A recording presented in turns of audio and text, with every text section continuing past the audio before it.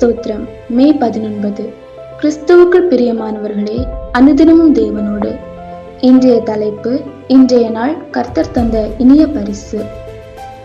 இது கர்த்தர் உண்டு பண்ணின நாள், இதிலே களி கூர்ந்து மகிழ கடவோம். 118 சங்கீதம் 24 வசனம். கிறிஸ்துவுக்குள் அன்பானவர்களே, சில நேரங்களில் காலை எழுந்தவுடனே நமக்கு நேராக நடக்கும் எதிர்மறையான காரியங்களால் சலிப்பாகி விடுகிறோம். அன்றைய நாள் சரியாக இருக்காது என்று மனதில் சொல்கிறோம். ஆனால் இன்றைய வேத பகுதியானது ஒவ்வொரு நாளும் தேவனால் நமக்கு கொடுக்கப்பட்டது என்பதாக சொல்கிறது. ஒவ்வொரு நாளும் ஒரு பரிசு பெட்டகம். உங்கள் கையில் இன்று ஒரு பரிசு இருக்கிறது. அந்த பரிசை நீங்கள் எப்படி திறக்கப் போகிறீர்கள்? அதை மகிழ்ச்சியாக திறக்கப் போகிறீர்களா அல்லது கவலையுடன் பார்க்க போகிறீர்களா? ஒவ்வொரு நாளையும் நாட்காட்டி காட்டும் எண்ணாக பார்க்காமல் தேவன் கொடுத்த பரிசாக பார்க்கும்போது ஒவ்வொரு நாளும் அழகாகிறது. அந்த பரிசு பெட்டகத்திற்குள் மகிழ்ச்சி, நல்ல செய்தி, எதிர்பாரா வழி ஒளிந்திருக்கலாம்.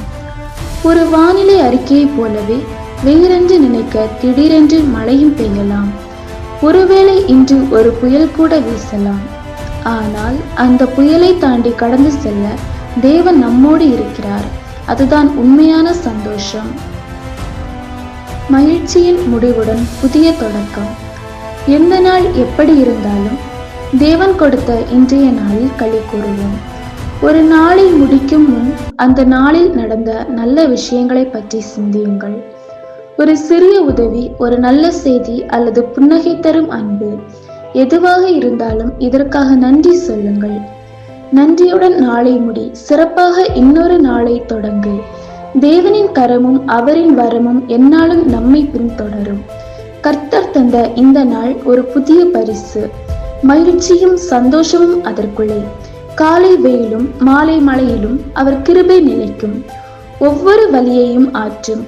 கவலைகள் என் சந்தோஷத்தை திருட விட மாட்டேன். ஏனென்றால் எதுவானாலும் அவர் அன்பின் கரம் எந்நாளும் நமக்கு. ஆமென்.